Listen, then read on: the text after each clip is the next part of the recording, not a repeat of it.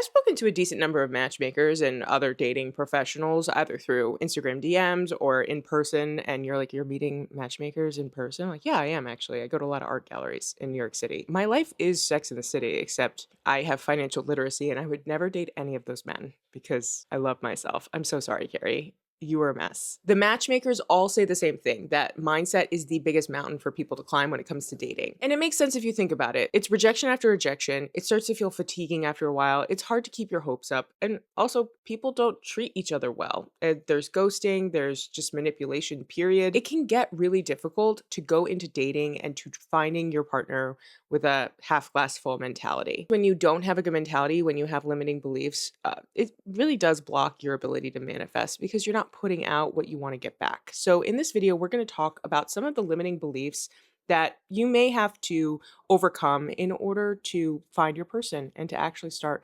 manifesting that specific person. Before we get started, let me just quickly introduce myself. My name is Charlotte and I talk all things self-improvement. I'm on my own journey to become the best version of myself, to become an excellent manifester. I've already gotten so much better in like the past year alone.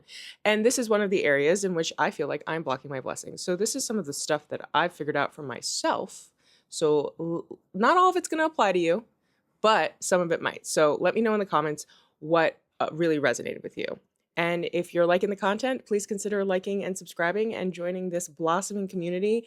I started this channel in June, July, and I had like 25 followers, and now we're at 28,000-ish, and that's incredible. So I really appreciate you being here, and let's get into it. The first limiting belief is you don't feel like you can attract the kind of person you are attracted to.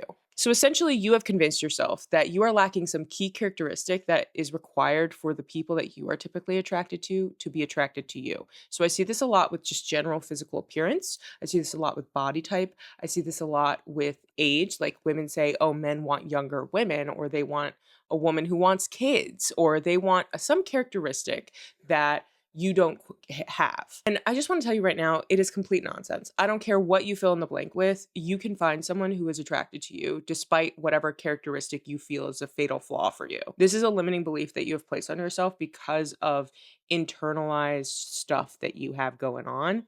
And you need to do some shadow work around that shame. If you're operating from a place of lack, if you're placing limits on what is possible, you are never going to manifest the reality that you want. Your brain won't allow it to happen. You're sabotaging yourself. When you limit your ability to see your desired outcome, you are going to limit what kind of outcomes you get. Whatever you believe will happen, will happen. And if you do not believe that person is interested in you, then they're not going to be. Next up, you don't believe the kind of person or the kind of relationship dynamic that you want actually exists. So I see this a lot with women who have been hurt by men and they're like, men suck. I hate all men. Men don't care about other people. I don't want to invalidate or try to minimize the harm that men have done. It's written down. We can read it. There's a lot of it. But it's not helping you manifest your person. If you do not believe that the type of man you want exists, you're not going to find a man who's good. Those are very simplistic terms. But essentially what I'm saying is you have to believe that the love you seek exists. You have to believe that there is a guy out there who would wake up and make you your morning coffee and bring it to you in bed because that is your love language, getting little acts of kindness done for you, acts of service. I need you to understand that that's not hard to do. You can find a man who would do that for you, who would love to do that for you, who would enthusiastically serve you coffee in bed. Next up, you are unclear about what you want in your partner, what characteristics you want to see in the person you are dating. What I recommend everyone do in order to get clear on what they want in their partner is to imagine your perfect day with that person. What are you doing? How are they treating you? What is it that they say? What jokes do they make? Like, I want you to go into a full-blown fugue state and start daydreaming the crap out of like your perfect relationship. How do they treat you? How do you feel around them? What characteristics do they have that lead you to feel that way? Whenever people ask me what kind of guy I'm looking for and I tell them the characteristics of the person I want, they're like, okay, but what does he look like? I never actually talk about physicality when it comes to attraction. I know who I tend to be attracted to, like the type of guy that I see him and I'm like, oh, that's a beautiful man. But is that the person I'm going to end up with? I don't know. And I don't want to put myself in a box because I'm so clear on the characteristics, the quality of that man's character that I want, that if he has those characteristics, I'd probably find him attractive. So, do you want a guy who's sensitive? Do you want a guy who's talkative? Do you want a guy who's quiet? Do you want a guy who is pensive and thoughtful? Do you want a reader, or do you want a rock climber? Like, what kind of person do you want to spend your life with? And if you are like, I have no idea, if you don't know, I want you to take some time, sit down, and start daydreaming the crap out of like what your perfect day with your partner would look like. You wake up on a Saturday, and what is happening? What is he doing for you? How is he behaving? What is the dynamic between you? And really get clear on how he reacts to you, what he takes initiative on, where are his priorities, and where are your priorities? Like, do they align? It just seems to me like people are focusing on the wrong stuff when it comes to attraction. Sure, 6 feet tall and washboard abs would be great. Like, why not? But does he have literally a teaspoon of emotional intelligence? Can you have a conversation with him?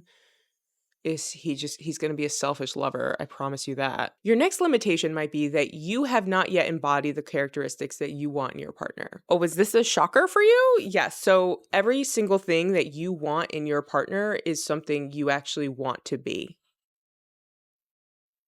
I'll let that sink in for you. And that actually was one of the reasons I started focusing so much on mindset and emotional regulation in my daily life, in my own reality, because I realized that is something that is so incredibly important to me in a partner. I want a man who knows how to control his temperament, knows how to be in touch with his emotions. I want a guy who is sensitive to himself, to his own emotions, and to other people's emotions. And I need to be that as well. I can't fly off the handle. I have to control myself if I want my man to control himself. And I realized that there were scenarios in which I was not doing that. I was allowing my emotions to run away with me, and I needed to take the reins back. You attract whatever it is you put out there. And if you're putting out unchecked emotional rage, you're going to get it back. If you're putting out shame, you're going to get shame back. That's what you are going to attract. The next one might surprise you because it surprised me, but you're not actually ready to give up your single life yet. This is something that I'm struggling with right now. I love my life. I love it so much. I love being single. I love having my own apartment. I love not having to ask anyone for anything, any permission, nothing like that. Like, it is amazing. And I think it might be blocking my manifestation because I'm not ready to give it up. It is very possible in some situations where I'm just like, no, I don't need it. Like, whatever. And then I'm telling the universe, like, don't send them my way. I don't need them right now. And they're like, you got it.